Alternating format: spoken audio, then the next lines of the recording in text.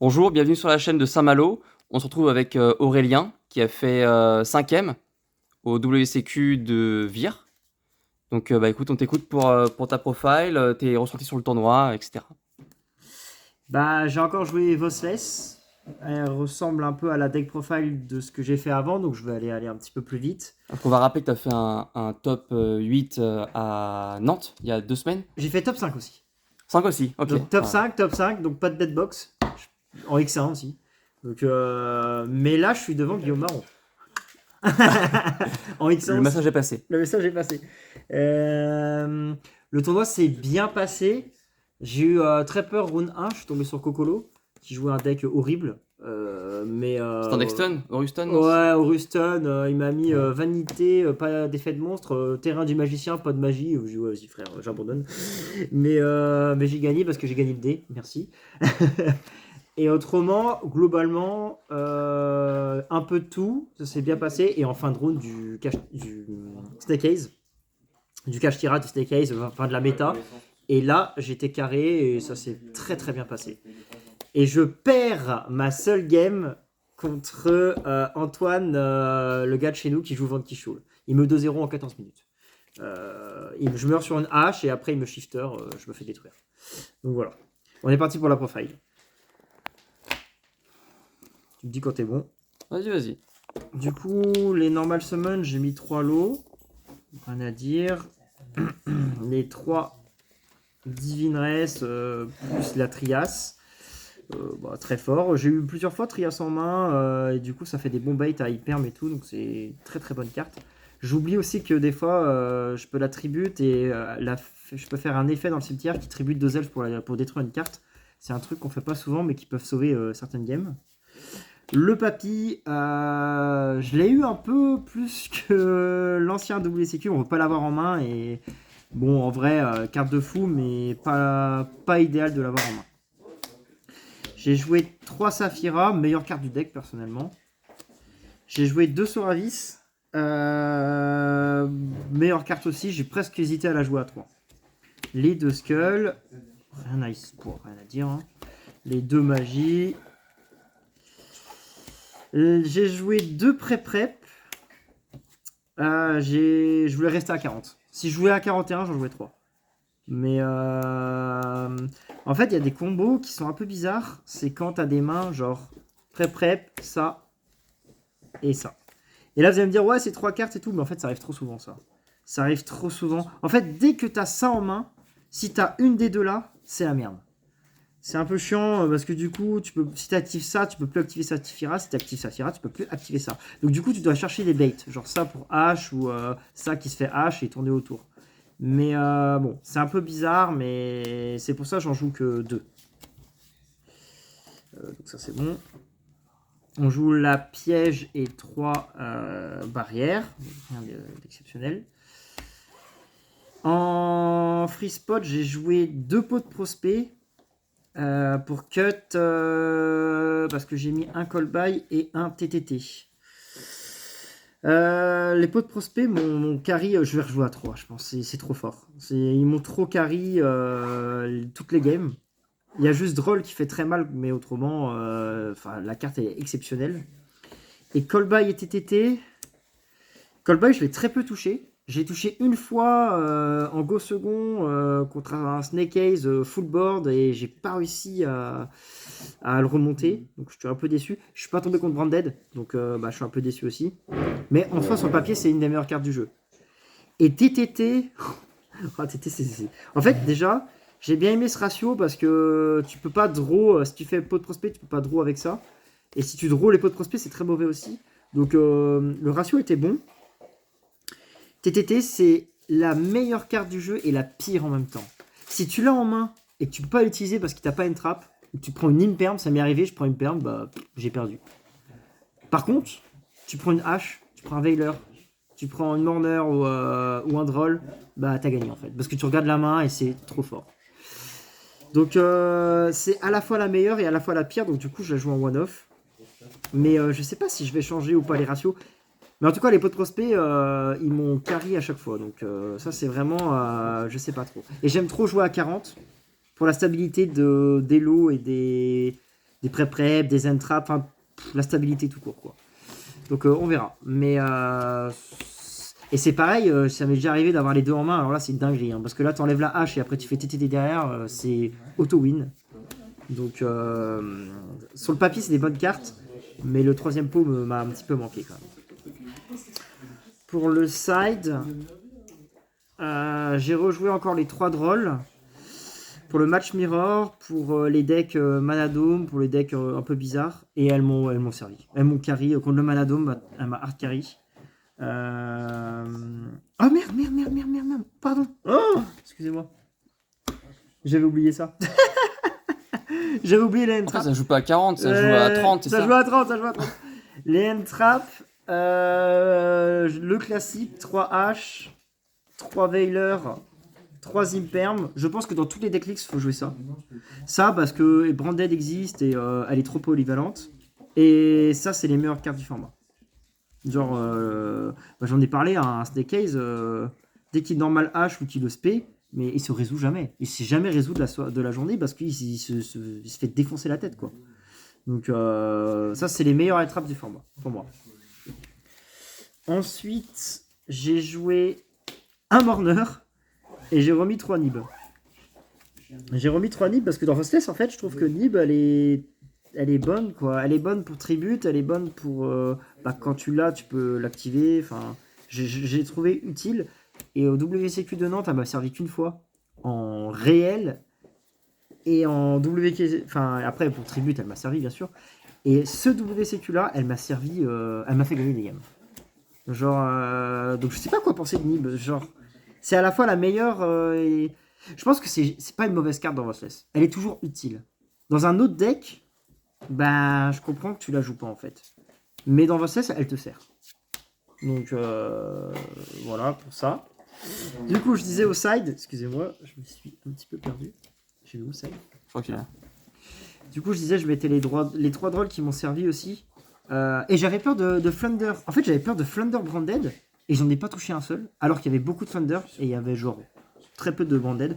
En fait, on a tous peur de Branded. Mais j'ai l'impression qu'il y en a plus en tournoi. C'est un peu bizarre.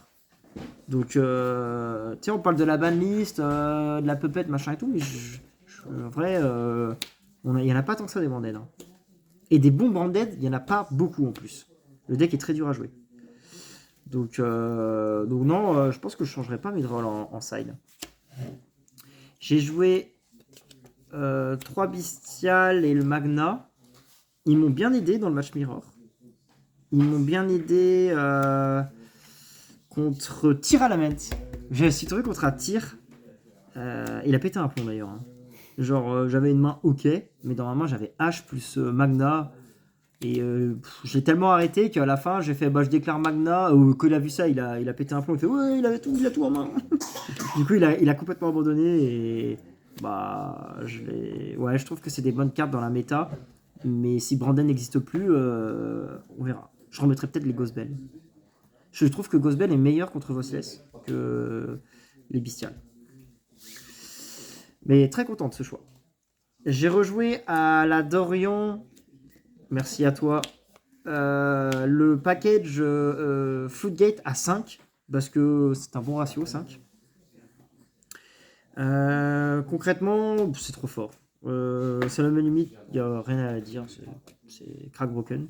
Et les parfums m'ont aidé 2 games, je crois. Je suis dans la sauce, je fais parfum pour tempo, ça tempo comme il faut. Ou je suis trop bien dans la game, je fais parfum, il abandonne tout de suite. Et il y en a un qui a voulu faire double cyclone.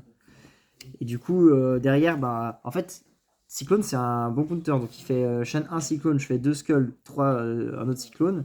Il avait déjà utilisé une entrap, mais il a plus que 3 cartes en main. Et en fait, j'avais encore une entrap, il avait 3 cartes en main, c'était compliqué pour lui. Donc même pour le contrer, c'est trop d'investissement, quoi. Donc ouais, je suis très satisfait de les avoir mis. Et j'ai mis 3 cyclones, mais concrètement, dans ce WCQ, j'aurais préféré limite jouer Orage et Plumeau. Mais bon, pas parce que je suis pas tombé sur Runic Stun. Contre Runic, c'est une carte de fou. Après, je les mettais aussi contre Voiceless et Snake Eyes pour éviter les floodgates même il y a toujours une carte intéressante à enlever. Mais du coup, je la rentre pas en Gophers, c'est que j'ai beaucoup trop de floodgate, donc finalement, c'est vraiment contre Runic, quoi. C'est vraiment une bonne carte contre Runic, mais je trouve que Orage Plumeau, il est plus intéressant dans une... Genre par exemple, CDF, ceux qui veulent aller au CDF, je jouerais peut-être ça. Parce que tu as 12 runes, tu vas tomber sur des decks bizarres, et ça te sauve contre plusieurs decks. Ça te sauve contre des decks spécifiques, quoi. Elle est plus polyvalente et elle est plus forte dans la méta. Celle-là, elle est juste... c'est bourrin, quoi. Mais ouais, voilà. Et Des ton questions? extra? Et mon extra encore, j'ai oublié. Mon extra n'a pas bougé. J'ai mis Azalea, je ne l'ai pas servi. Typhon, bah c'est compliqué Typhon. En fait, tu l'as fait quand tu es dans la merde. Et si tu es dans la merde, bah t'as perdu. En fait, pour comeback une game avec Typhon, c'est une chance sur... c'est une game sur 10. En fait, le jour où tu le résous, cette game sur 10, t'es en mode ouah, je suis trop content de l'avoir mis. Mais le moment où tu l'invoques, tu sais que c'est déjà quasiment perdu, quoi. Mais bon, elle est quand même intéressante. Dynamundo m'a bien servi ce tournoi. J'en ai mis 2. J'en cutais un des fois avec Paul Prospect. Mais ouais, 2, je trouve ça toujours bien. Ça va au grain de game. C'est une très bonne carte dans le deck. Et franchement, non, je la jouerai, je la laisserai à 2, je pense. Bon, j'ai toujours joué cette carte, mais je ne l'ai pas encore résolue. C'est une carte de time, mais en fait, j'ai l'impression que dans VCS, tu vas jamais au time. Parce que moi, je joue déjà 1 assez vite, 2, je scoop vite. Donc, je vais jamais au time. Il faut vraiment que je me dise que la troisième game, je vais aller à 4 minutes avec ça. Et faire 2 lots et pass turn. Mais bon, on sait jamais. Ça peut arriver, mais bon. Meilleure carte du deck, faut la jouer, surtout avec Nib. Chaos Angel, bah, elle m'a encore carry une game. Merci Julien encore pour ça. C'est vrai que en fait, c'est un out à Flunder et j'ai gagné parce que il m'a full entrap et j'avais Trias plus slow et j'ai fait ça, j'ai banni une carte chez lui et en fait il a eu du mal à la passer, j'ai tapé, passé. Enfin, il avait trop d'entrap mais juste 3005 à chaque tour et bah je te tue, quoi. Donc très bonne carte. Goddess m'a pas servi.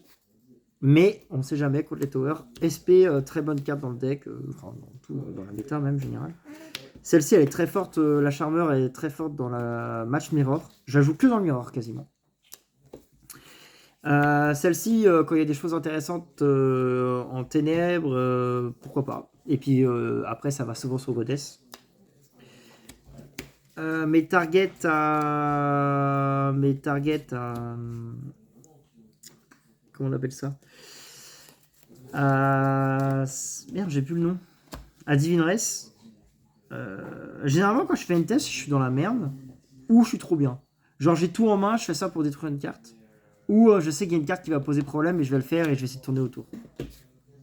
Mais et celle-ci, elle m'a carry d'ailleurs 2 fois dans ce tournoi-là. Genre, je sais plus pourquoi, je sais plus la condition de pourquoi j'ai. Ah oui, parce que j'avais déjà Trias en main. J'avais 2 fois Trias en main, genre je fais ça, du coup je vais tuto déjà un Skull et après je peux tout faire, donc elle est très importante dans le deck. Lugoribo pour tempo, intéressant. Elle te sauve pas beaucoup de fois, peut-être une fois tous les 10 games aussi, mais quand elle te sauve, t'es content de l'avoir.